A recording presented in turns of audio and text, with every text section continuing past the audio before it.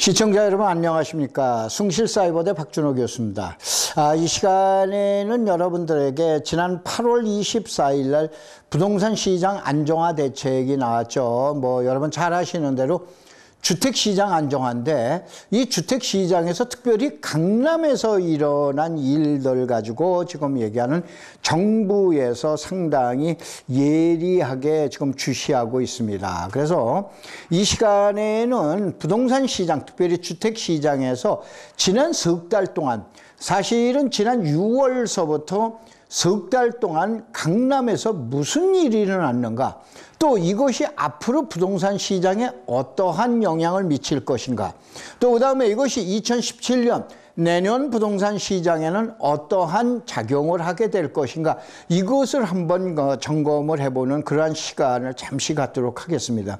여러분 잘 아시는 것처럼 이 방송에서 나온 지금 부동산에 관련된 얘기는 시청자 여러분에게 자료고 정보를 제공하는 데 목적하는 것이지, 시청자 여러분이 투자하시는 것은 여러분 책임하에서 이루어짐을 말씀을 사전에 올려드리겠습니다. 우선은 제일 먼저 석 달 동안에 과연 강남에서 무슨 일이 일어났는가를 우리가 점검을 해보는데, 여기서는 아마 제 프로그램을 쭉 보신 분들이 계실 겁니다. 그래서 제가 예전에 10년 사이클, 또 언제가 부동산의 주택시장에 있어서 피크점, 소위 말해서 정점이 올 것인가, 그 다음에 저점은 언제 끝난 것인가, 2014년, 2015년에 예견해드린 내용이 있습니다. 그래서 그 자료를 한꺼번에 여러분이 이제 점검을 하시고, 부동산 시장 2017년도에 과연 시청자 여러분들이 어떠한 마음과 어떠한 자세를 가지고 여러분이 대할 것인가, 그런 내용 가지고 이제 보도록 하겠습니다. 시장에서 일어나고 있는 팩트, 사실을 가지고 여러분에게 한번 있는 그대로 한번 올려보겠습니다. 석 달 동안에 강북이나 아니면은 수도권 변두리에 가서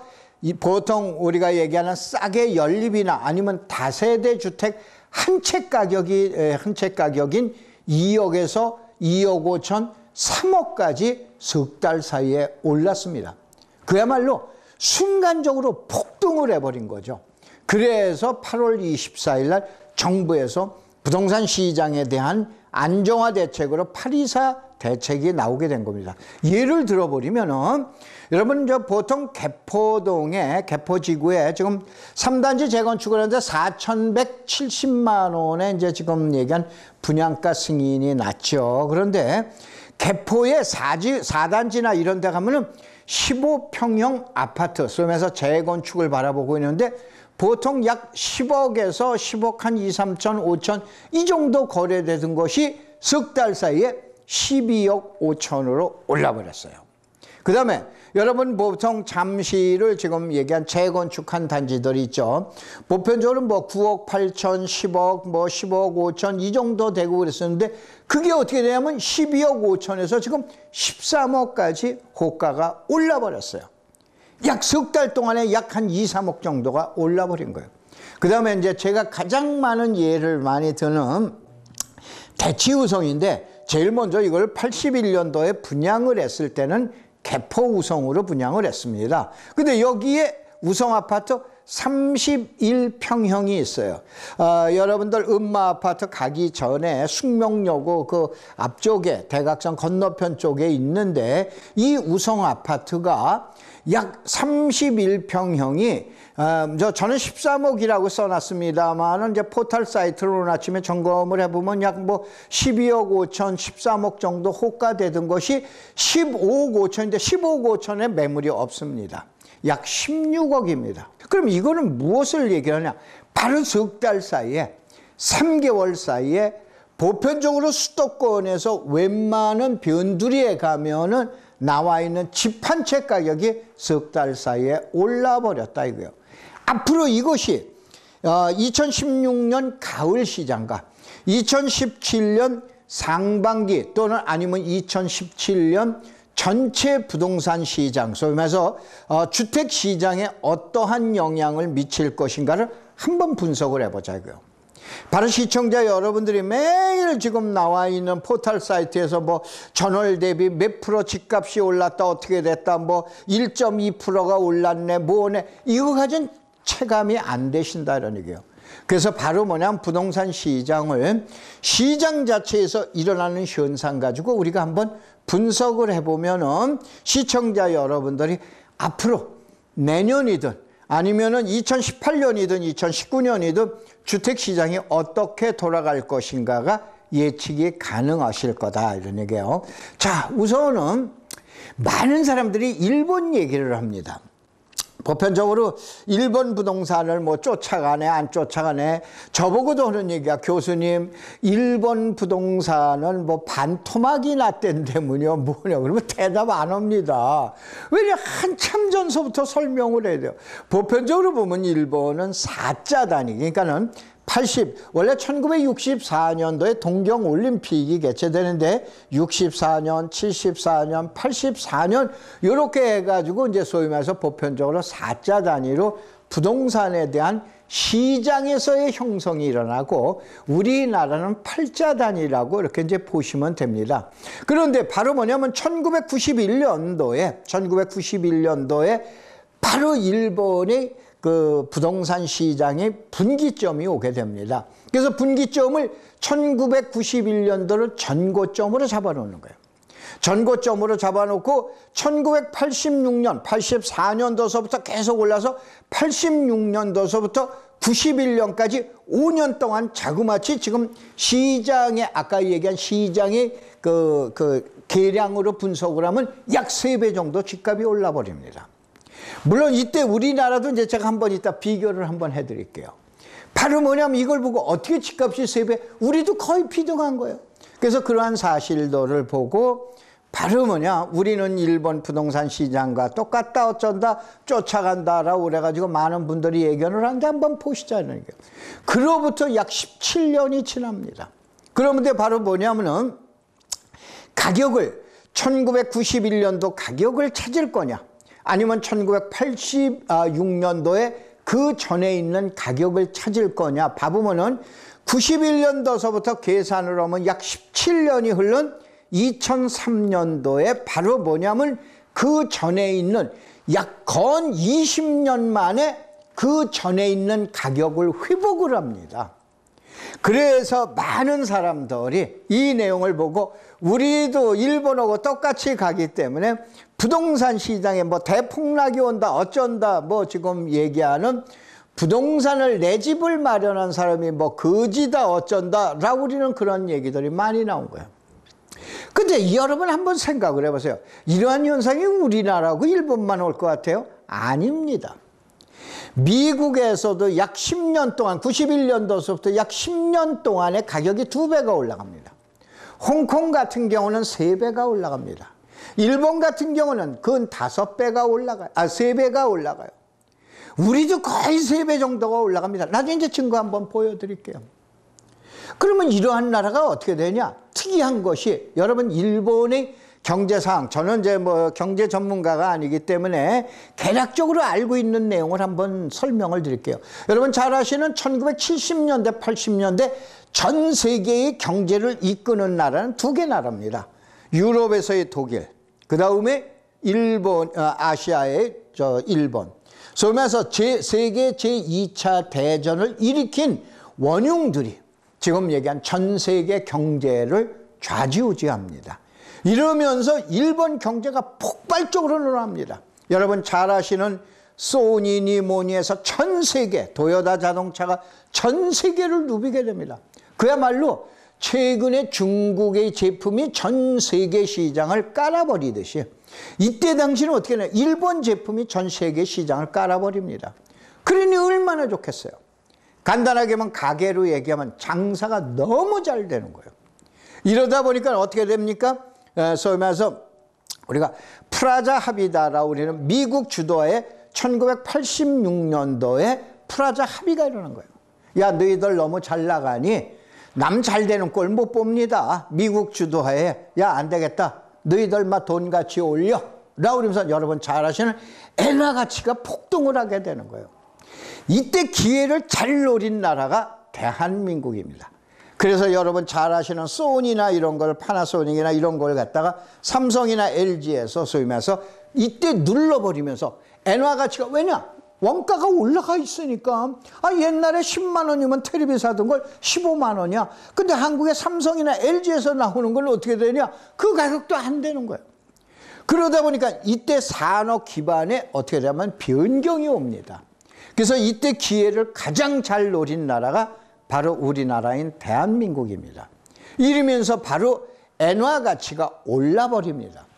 이 오르다가 보니까는 지금 얘기한 대로 그냥 가지고 있어서는 안 되겠어. 돈을 가지고 뭐 미국의 땅을 절반을 사느니 전 세계를 바로 부동산으로, 뭐 유럽에 가서는 성을 송두리째 산다든가 이러한 바로 시대가 오게 됩니다.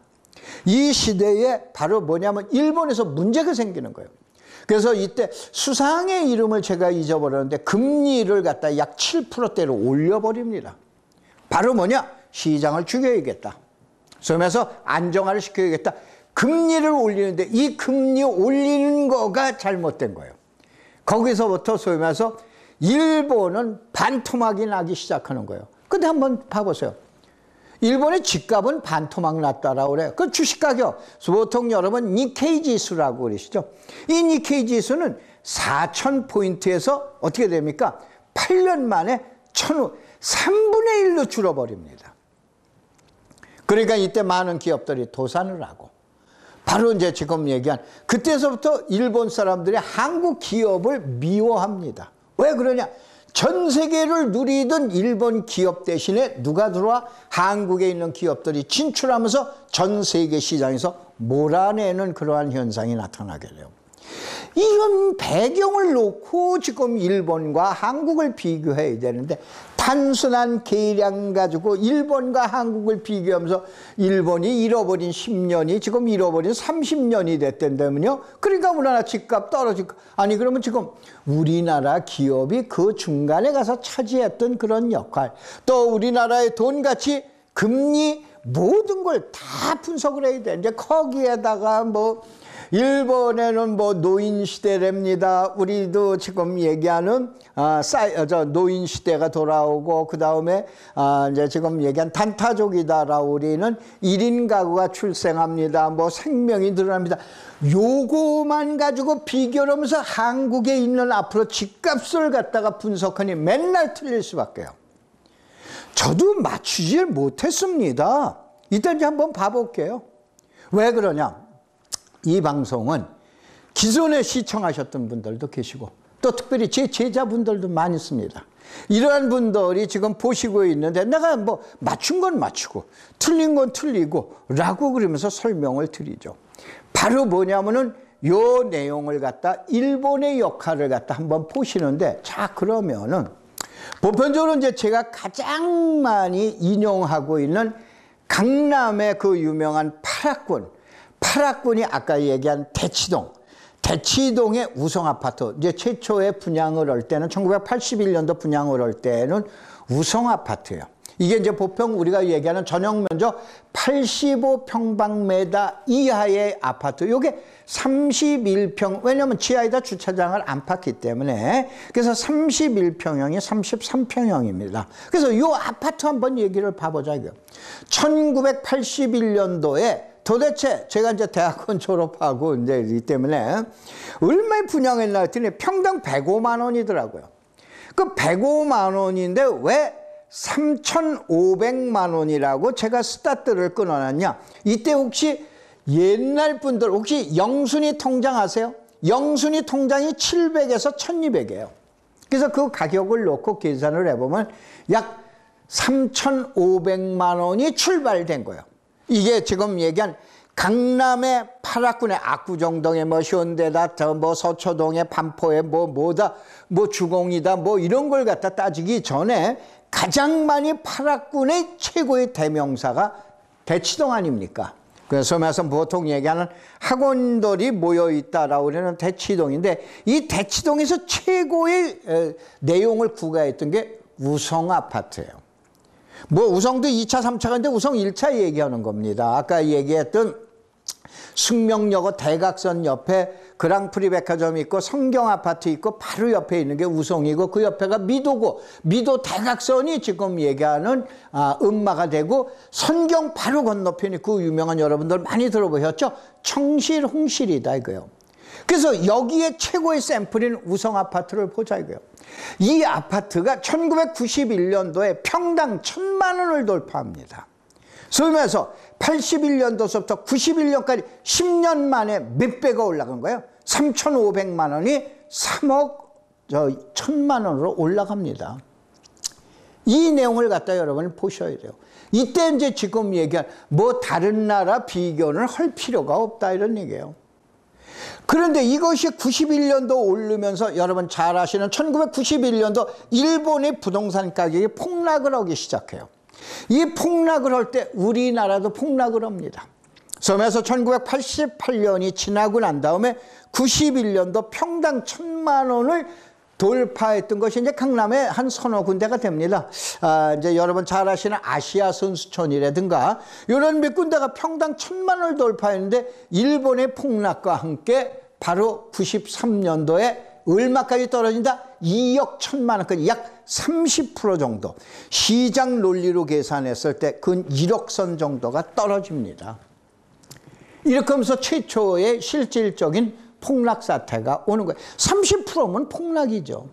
그러다가 IMF 전인 1997년도에 얼마로 가냐? 소위 말해서 약 7년 8년 만에 그 전에 있는 가격을 회복하는 거예요. 얼마? 3억 3천까지 올라갑니다.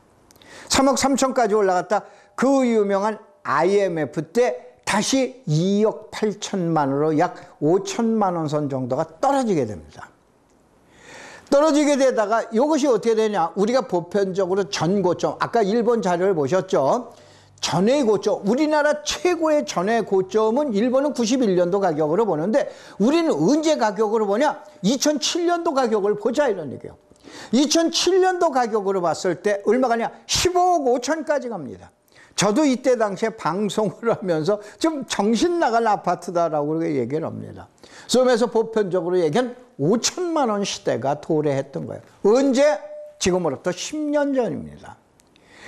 그리고 난 다음에 여러분 잘 아시는 2007년도 봄서부터 3월, 그냥 2006년도 가을, 지나서 2007년도서부터 이제 부동산이 섞여지기 시작하면서 그 유명한 리먼 브라더스,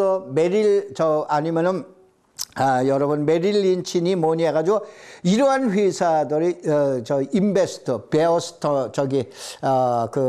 베어스턴스나 뭐 이러한 세계 5대 투자은행 중에서 세계 투자은행이 부도가 나죠. 그러면서 글로벌 리스크가 찾아오는 거예요. 이러면서 부동산 가격이 15억 5천까지 같은 게 떨어집니다. 얼마나 떨어지냐? 업자들은 제가 이제 이 자료를 만들기 위해서 왜냐? 객관적인 사실에 근거해야 되기 때문에 어저께도 이제 제가 아침에는 포털 사이트를 봤는데 어저께 대치동에 있는 중개업자들한테 몇 분들에게 전화를 해봤어요. 교수님 최고 가격 밑으로 내는 건 9억 8천까지입니다라고 얘기를 해요. 그런데 2013년도 얼마냐? 11억 8천까지 떨어지는데 이때 당시에 중개업자들은 얼마냐? 10억 이하까지 떨어진 거예요. 얼마가 떨어진 거예요? 약 50% 떨어져 버린 거예요. 5억 선 정도가 떨어져 버립니다. 그러다가 아까 얘기하는 금년 6월 달에 15억 5천으로 다시 회복을 한 거예요. 언제? 약 9년 10년 만에 전고점을 이제 회복한 거예요. 조금 전에 여러분 일본 부동산 잠깐 얘기 들어보셨죠? 전고점 회복을 일본은 17년 8년, 우리는 전고점의 회복을 언제로 보느냐? 약 한 9년 10년 만에 전고점 회복해요. 무슨 얘기냐? 다시 평당 5천만 원 시대의 도래가 되는 거예요. 그러다 보니까 주변에 있는 개포 3단지가 4,300에 분양하겠다라는 거 아닙니까? 그러니까 우리 분양 보증을 못 써주겠다. 그냥 4,330인가 70인가로 이제 결정이 되지 않았습니까? 이러면서 부동산 시장이 앞으로 어떠한 내용으로 전개될 것인가 잘 보셔라. 다시 한번 이 시간에는 너무나 많은 사람들이 일본의 예를 들어가면서 일본처럼 반토막이 됐네 뭐 됐네 라고 얘기를 하시는데 그 내용의 진실을 한번 여러분한테 밝혀드리는 겁니다. 참고 자료를 많이 보시기 바랍니다. 자, 시령을 먼저 보시려면은 먼저 가는 놈이 있어요. 그 다음에 잘 가는 장소가 있어요. 이를 리딩이라고 그래요. 그래서 여기는 가격 리딩과 지역 리딩이 있어요. 우리가 지역 리딩은 뭐예요? 강남이라고 그러죠. 그럼 강남이 다냐? 아니다. 이게 가격으로 1등 하는 데서. 예를 들어서 반포의 뭐 아크로바트냐, 아니면은 예를 들어서 압구정동의 현대냐, 아니면 대치동의 타워팰리스냐, 아니면 우성아파트냐, 아니면 개포 3단지냐, 아니면 지금 얘기한 잠실의 5단지냐, 요거가 그 지역에서는 리딩하는 장소예요. 그래서 먼저 가는 놈을 알면은, 뭐 놈이라고 그래서 좀 죄송합니다만 쉽게 이해를 하기 위해서 표현을 제가 그렇게 썼어요. 바로 뭐냐, 먼저 가는 놈이 있어. 저 놈은 나보다 앞장서는데 그럼 난 2등이야. 그러면 너는 3등이야. 너는 4등이야. 너는 5등이야. 그러면 먼저 가는 놈이 앞장서 가면 내가 한 발 가고, 그럼 뒤에는 한 발 오고 한 발 오고 한 발 오고 할 거 아니에요. 그러면 어느 지역이 앞으로 이제 부동산 가격 쓰면서 주택 가격이 좋아지겠구나. 그거를 예측하는 거예요. 자, 그래서 먼저 가는 놈을 알면은 그것이 이제 바로 재건축이라는 거예요. 그래서 주택시장을 참고할 때 보면 강남 재건축, 강남 재건축. 그냥 여러 전문가들이 강남 재건축이라고 얘기하는데 바로 그걸 얘기하는 거예요. 그래서 여러분 잘 아시는 반포는 평당 지금 얘기한 3.3평방미터당 이미 4천만 원 시대는 작년서부터 이미 완전히 굳혀진 거예요. 그렇죠? 잘 아시잖아요. 그 다음에 이제 보자 이거야. 압구정동의 구대감은 이미 어떻게 되냐? 평당 4천만 원을 이미 넘어갔고 이미 10년 전에 5천만 원까지 도달을 했었다 이런 얘기예요. 그걸 이번에 3개월 동안에 소면서 우리가 보통 얘기하면 반가이라고 그러죠. 회복을 한 거예요. 회복을. 아니었던 가격이 올라가는 게 아니에요. 그동안에 가격이 올라갔었던 거 10년 전 가격을 지금 3개월 만에 그거를 어떻게 합니까? 10년 동안 굶은 거야. 그러니까 3개월 만에 한꺼번에 먹어버린 거예요. 이런 개념으로 보셔라고요. 그러니까 대치동 또한 10년 전에 이미 평당 4천만 원 시대인데 리딩 아파트, 우성 아파트는 얼마냐? 5천만 원이었다. 15억 5천이었었다니까요. 아시셨죠? 그걸 얘기하는 겁니다. 그 다음에 그러면 여기서 뭐냐? 잠실이 평당 3천만 원 시대인데 위례가 1,700만 원에 분양했어요. 당연히 가격이 쌀 거 아니에요? 그러니까 이때 이제 피가 붙기 시작하는 거예요. 요거는 이미 시청자 여러분들에게 제가 주택시장 점검을 할 때 바로 가르쳐드린 내용이에요. 그래서 시청자 여러분들 다시 한번, 원래 저는 토지 전문가인데 앞으로 이제 시장에 대해서 내년도 부동산 시장, 특별히 주택시장에서 어떠한 얘기가 나올 건가, 이거를 한번 점검하기 위해서 오늘 요 시간을 마련해 봤습니다. 2부 강의 곧 이어서 시작해 드리겠습니다. 고맙습니다. 감사합니다.